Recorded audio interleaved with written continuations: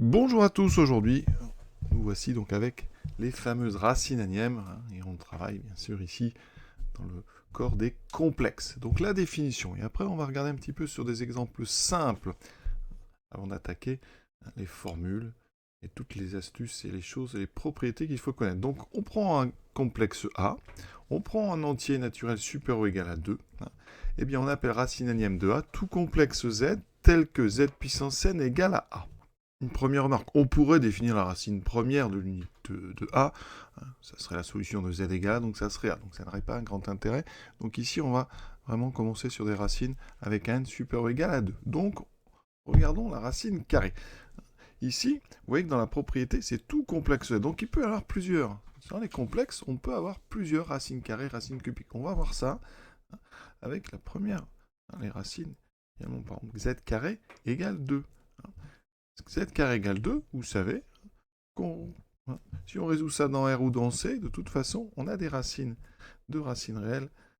Donc ici, on a une première solution, Z égale moins racine de 2, et une deuxième, Z égale racine carrée de 2. Donc en fait, on pourrait dire que, eh bien, d'après la propriété, dans C, eh bien, 2 a deux racines carrées,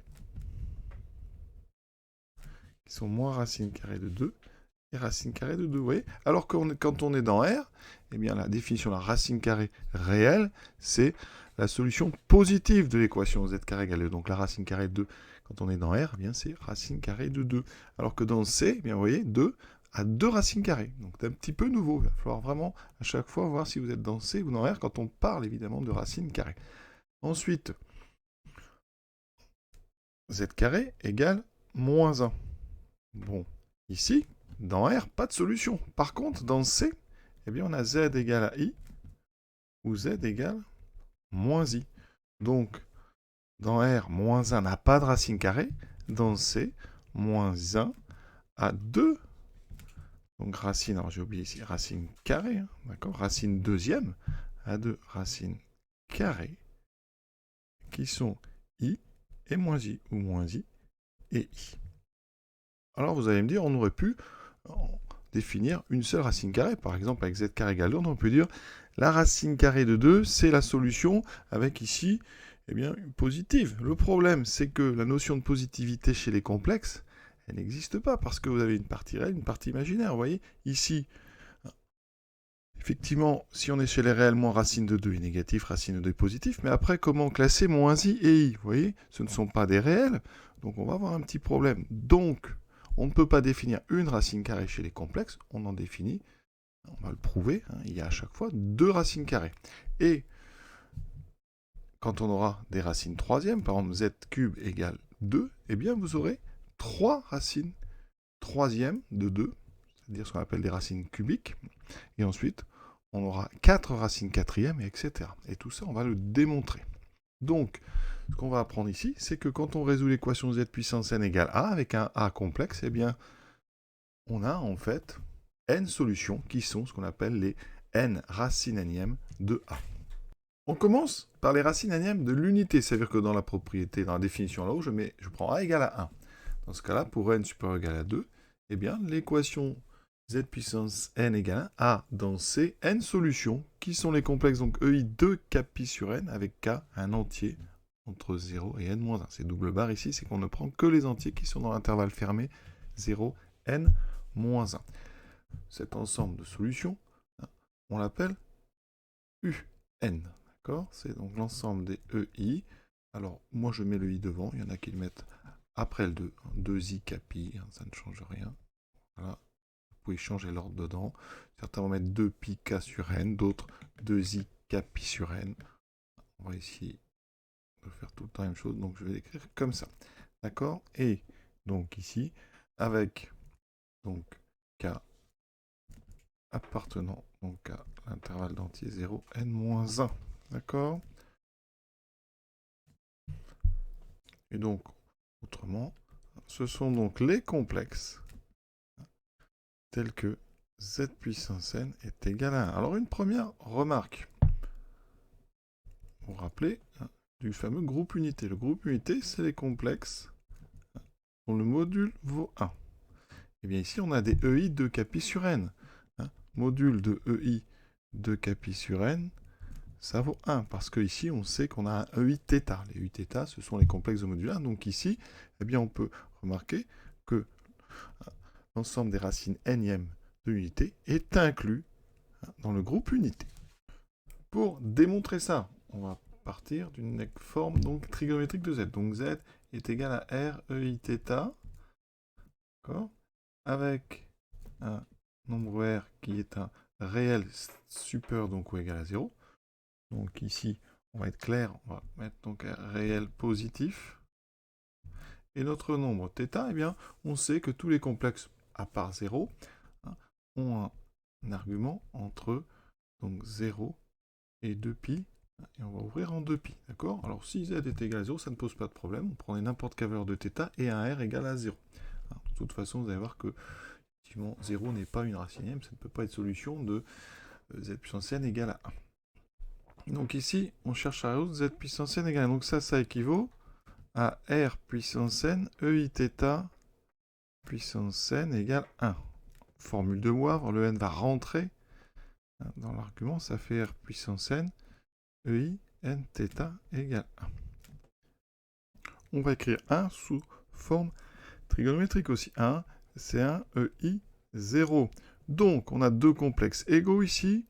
On va égaliser les arguments et les modules. Donc, ça veut dire que r puissance n est égal à 1 et n θ doit être égal à 0 modulo 2π, c'est-à-dire il s'écrit 0 plus 2k pi, avec un nombre k, donc qui est un entier relatif. Donc, on a r puissance n égale à 1 et θ qui s'écrit 2k pi sur n avec un nombre k qui est un entier relatif. Alors regardons r puissance n égale à 1. On sait que r appartient à r plus. Donc là, eh bien, les fonctions puissance entière, x puissance n égale 1, eh bien, dans r plus, il n'y a qu'une solution. Ici, c'est r égale 1. Là, on n'est pas sur les racines n dans les complexes, on est sur un réel positif. Donc, si vous avez x puissance 8 égale 1, c'est forcément que x est égal à 1. D'accord? Si on est sur un réel positif, d'accord? Parce que si on était sur un entier, on aurait pu avoir moins 1 pour les valeurs de n qui sont paires. Mais là, en ayant un réel positif, r puissance n égale 1, ça nous donne r égale 1. D'accord? Alors ça ne se justifie pas. En tout cas, si vous le justifiez, rappelez ici que r donc, appartient à r plus. Donc forcément, ça nous donne r égale 1. Ensuite, on va essayer de voir θ. θ, on l'a pris entre 0 et 2π. D'accord? Donc ici, à gauche, je vais regarder un petit peu ce que ça donne sur θ. Donc, θ est entre 0 et 2π. Donc 2k pi sur n, ici, est entre 0 et 2π. On va diviser par 2π, ça nous donne 0. K sur n, ici 1, et on multiplie par n. Et donc, on obtient que k est entre 0 et il est strictement plus petit que n. Comme k est un entier, s'il est strictement plus petit que n, il est inférieur ou égal à n moins 1. Et vous voyez qu'ici, on trouve k entre 0 et n moins 1. Donc ici, k appartient donc à l'intervalle d'entier 0, n moins 1. Donc un entier entre 0 et n moins 1. Et voilà ce qu'il fallait démontrer. Vous voyez, on a bien ici n valeurs de k qui sont différentes. Donc ça va nous donner n valeurs de θ qui sont différentes. Pourquoi vraiment différentes? Parce que si on prend k, donc différent de k', et qu'on a nos 2k pi sur n et 2k' pi sur n. Si on est dans 0, 2π, les deux sont dans 0, 2π, d'accord? Ouvert en 2π. Et bien ici, on a donc deux nombres réels qui sont différents. On est dans 0, 2π, donc ça nous donne eh bien forcément EI 2k pi sur n qui va être différent de EI 2k' pi sur n. C'est-à-dire que sur le cercle, ici, vous n'êtes pas au même endroit, puisque vous avez deux valeurs ici différentes entre 0 et 2π. Donc voilà pourquoi on a vraiment n racine nème à chaque fois, puisque pour chaque valeur de k, ici entre 0 et n-1, votre 2k pi sur n va vous donner un réel différent sur 0, 2π ouvert, et donc un complexe r EI θ différent. Et avant de passer au cas général, c'est-à-dire les racines m de a, eh bien on va regarder un petit peu ici pour les petites valeurs de n. Donc regardons U2, donc les racines deuxième, c'est-à-dire les racines carrées de l'unité. Hein, souvent on dit racine carrée de l'unité, certainement pour éviter de ne pas mélanger avec la racine carrée de 1, hein, quand on est chez les réels qui vaut 1. Donc on parle de racine carrée de l'unité. Donc ici, c'est donc des EI 2k pi sur 2, c'est-à-dire EI k pi, avec k qui est donc un entier entre 0 et 2 moins 1, entre 0 et 1. Donc k vaut soit 0, soit 1. On trouve donc EI 0 et EI pi.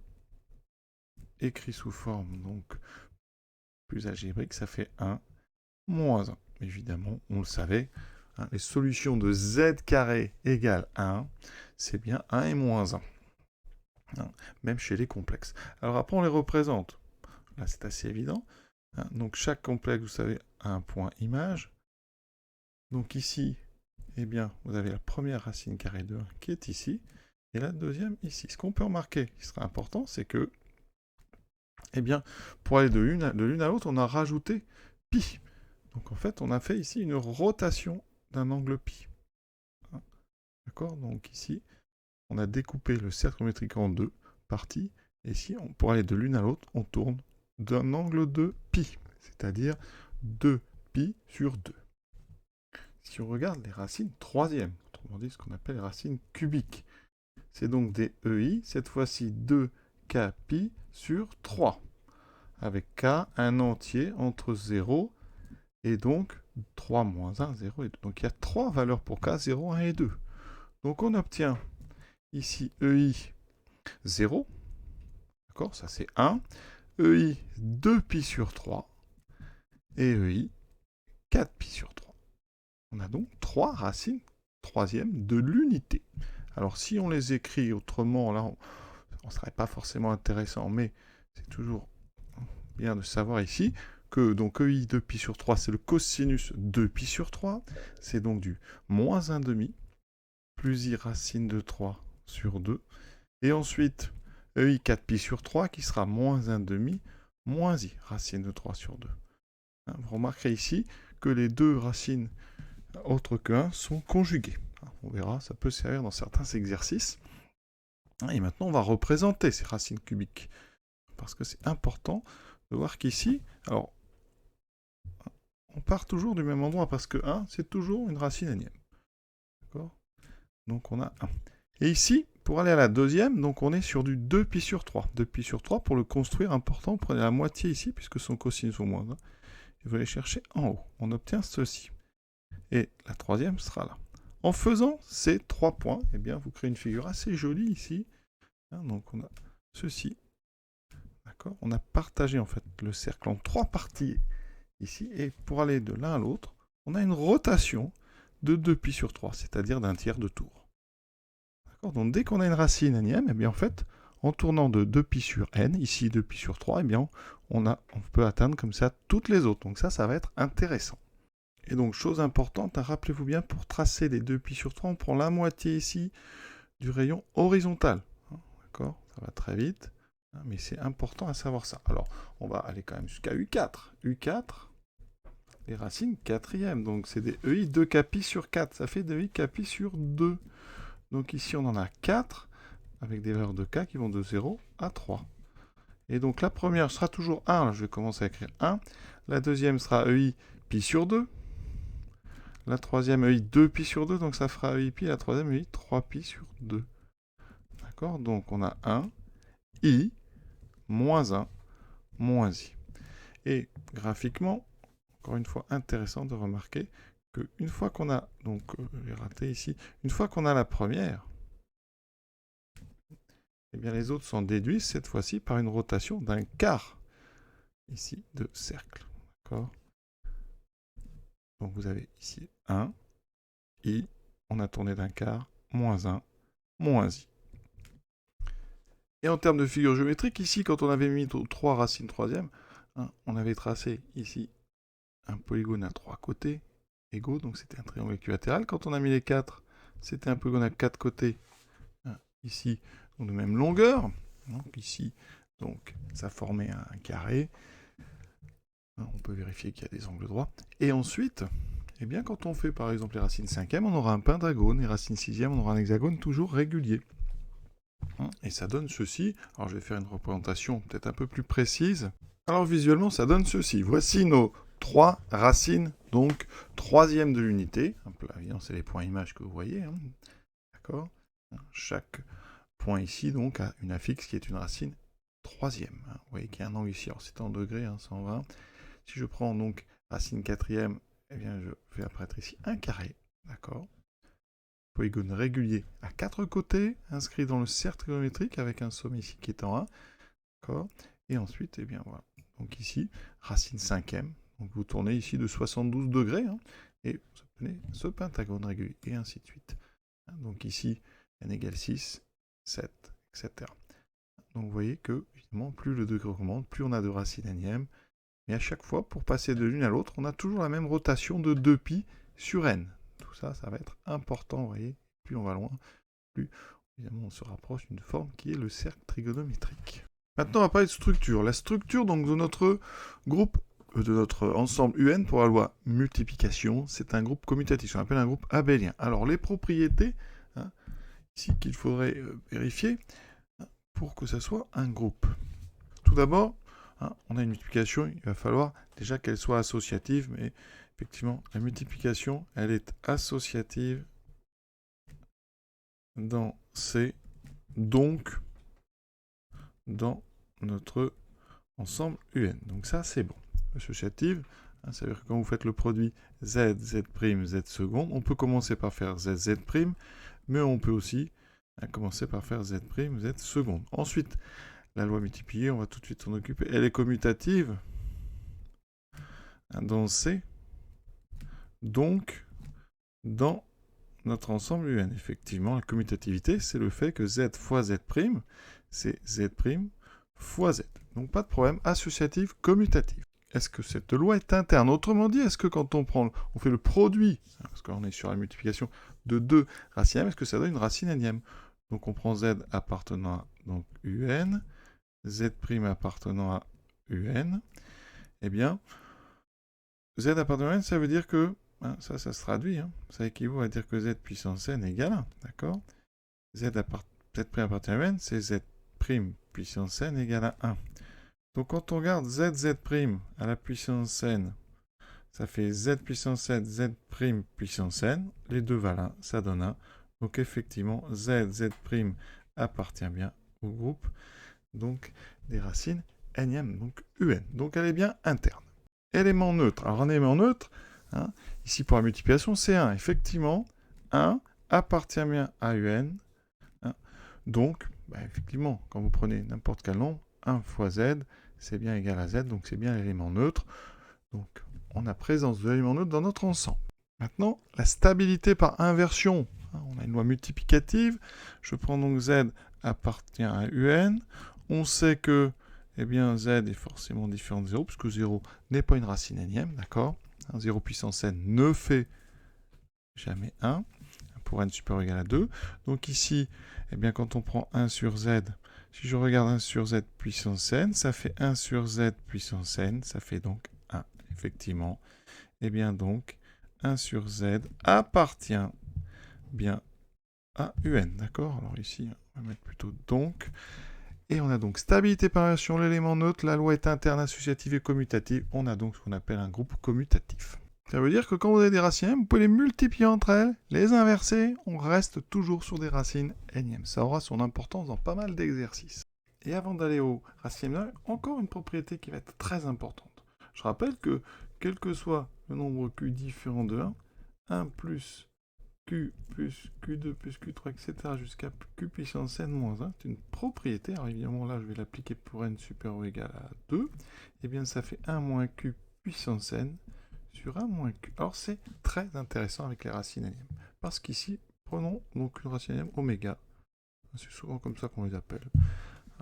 Ici, on a 1 plus oméga 2 plus oméga 3, etc. jusqu'à oméga puissance n moins 1, qui va être égal donc à 1 moins oméga puissance n sur 1 moins oméga. Mais, comme oméga appartient à un, eh bien ça veut dire que oméga puissance n vaut 1.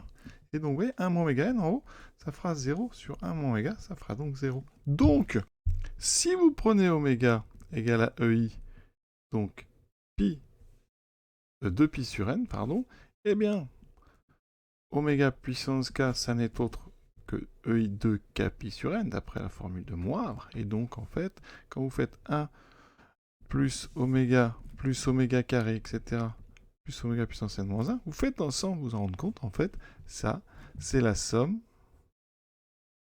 des n racines nème. D'accord?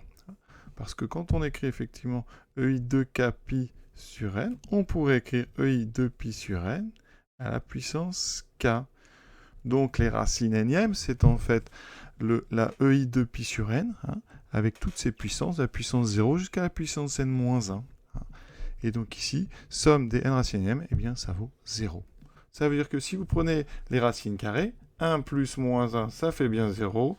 Si vous prenez les racines cubiques, eh bien vous aurez 1 plus EI 2pi sur 3 plus EI 4pi sur 3, hein, qui vaut 0, et etc. À chaque fois, quand vous prenez donc notre, ici, figure, hein, eh bien si vous prenez chaque affixe des points du polygone hein, régulier, eh bien la somme des affixes va donner 0. Et on pourrait rajouter un mot, c'est ce qu'on appelle aussi un groupe cyclique, parce que, eh bien, UN, il est engendré par les puissances d'un seul nombre, les puissances du nombre oméga égale EI de pi sur n. C'est-à-dire vous avez la puissance 0, vous aurez oméga, et après vous aurez oméga k, etc. jusqu'à oméga puissance n-1, puisqu'après, eh bien, vous allez revenir à 1, et ainsi de suite. Donc il y a plein d'exercices comme ça qui utilisent le fait, par exemple, que si on est sur des racines par exemple, septième, eh bien, si vous prenez oméga égale EI 2pi sur 7, donc, eh bien, quand vous prenez oméga 8, comme c'est oméga 7 fois oméga, ben oméga 8, vous voyez, vous allez revenir, en fait, parce qu'oméga 7 valant 1, eh bien, ici, vous reviendrez à oméga. Donc, à partir de ce I de pi sur 7, eh bien, toutes les puissances vont engendrer une à une les 7 racines septièmes de l'unité, donc 1, oméga, oméga 2, jusqu'à oméga 6. Voilà. Alors, j'aurais pu partir de oméga, j'aurais eu oméga 2 jusqu'à oméga 7, mais oméga 7 vaut 1. Et en fait, ici, comme ça, on engendre tout le groupe avec un seul nombre, hein, donc le nombre I de pi sur n. Avec U4, vous voyez, si on prend I, eh bien, I carré vaut moins 1, I au cube vaut moins I puissance 4 vaut 1. Vous voyez qu'avec les puissances du nombre I, on a engendré les 4 autres, enfin les 3 autres. Ça ne marche pas pour tout. Hein. Par exemple, si vous prenez juste moins 1, avec les puissances de moins 1, vous n'allez engendrer que moins 1 et 1. Donc attention, hein, on ne peut pas prendre n'importe quel élément pour engendrer tout le groupe. Donc ça peut être comme ça des sources d'exercices un petit peu plus compliquées. Maintenant, on passe au cas général, les racines énièmes de A. Alors ici, donc, on rappelle, A est un complexe, d'accord, hein. Ici, alors on va prendre A non nul. Hein. Les racines énièmes de 0, ça serait des solutions de z puissance n égale 0, et vous aurez que z égale 0. Donc il y en a une seule. Donc ici, hein, ça n'a pas d'intérêt. A est un complexe non nul, donc ça veut dire que A s'écrit, donc, alors, R0, EI, θ, 0. D'accord? Avec R0, bien sûr, un réel positif, même strictement positif, puisque n non nul et θ, 0. C'est un argument donc de A. Donc ça appartient à R. On va prendre une racine m facile à trouver. Hein, on va poser Z0. C'est donc la racine énième donc, de R0. R0 est un réel positif, donc il a une racine énième. Et EI, θ0 sur n. D'accord? Ceci, on vérifie. Hein. On a bien Z0 puissance n qui est égal à A. Donc, quand on résout Z puissance n égale A, ça équivaut à résoudre Z puissance n égale Z0 puissance n. D'accord? Donc, Z0 est non nul, puisque A est non nul. Z0 puissance n est non nul, donc on peut diviser par Z0 puissance n et on trouve ceci égal à 1. Et là, astuce, on transforme en Z sur Z0 puissance n égale à 1. Donc, ça veut dire quoi? Eh bien, qu'on est revenu à l'équation. Donc, on avait résolu les racines m. Zn égale à 1, les racines nm de l'unité. Et donc, ici, eh bien, ça veut dire que Z puissance n égale à 1. Ça équivaut à dire que Z sur Z0, donc, appartient à UN. Et donc, ça veut dire que Z sur Z0 donc appartient à l'ensemble des EI de Kpi sur n, avec donc K un entier entre 0 et n-1. Et donc en multipliant par Z0, on trouve que Z appartient donc à Z0 fois EI de Kpi sur n, K appartenant donc à 0, n-1. Voilà, on a juste à transformer ça et on aura terminé. Et donc, ici, ça veut dire que Z appartient. Alors, Z0, c'est donc la racine énième de R0. Donc ici, c'est le module de A. On va même mettre à la place carrément. Module de A fois EI. Donc, alors, j'ai θ0 sur n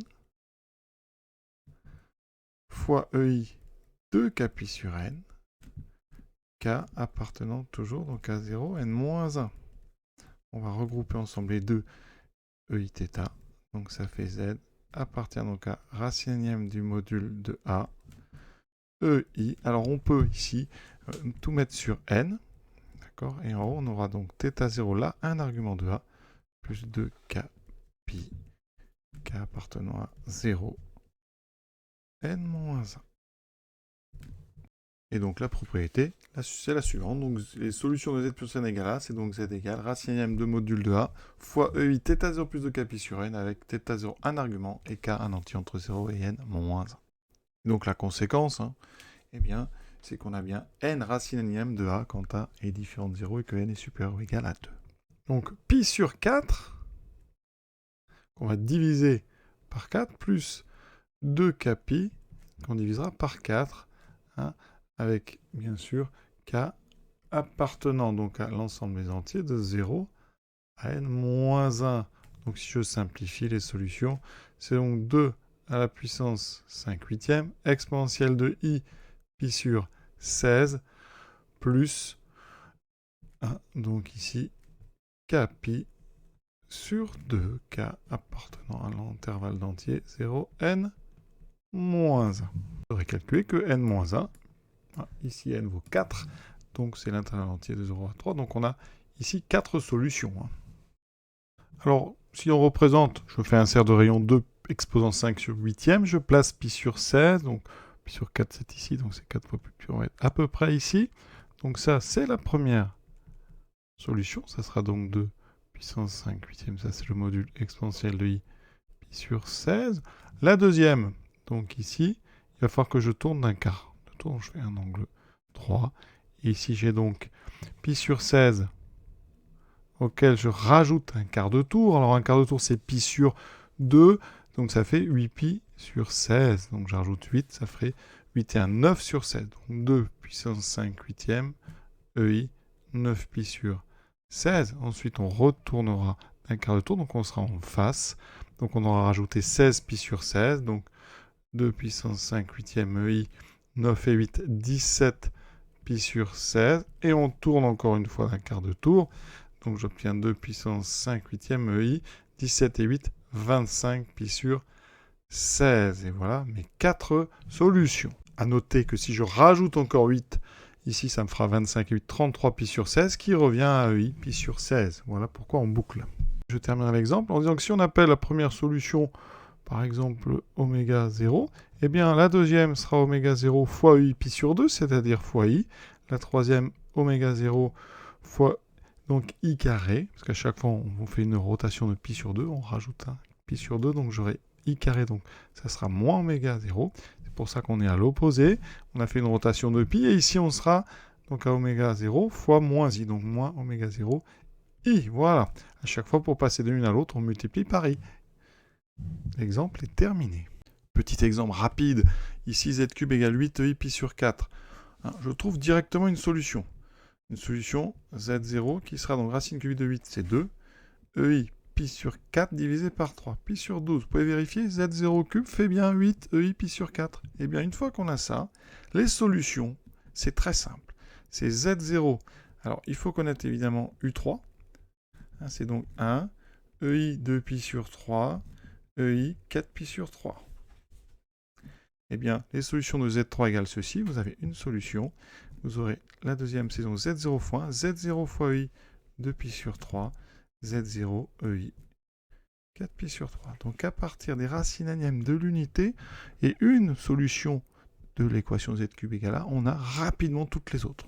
On multiplie en fait par les 3 racines cubiques de l'unité. Voilà, on va s'arrêter là parce qu'il y a tellement de choses à dire que ça serait beaucoup trop long. Je pense avoir dit les choses les plus importantes. J'espère que ça vous aura plu. À très bientôt pour la suite de cette série sur les complexes.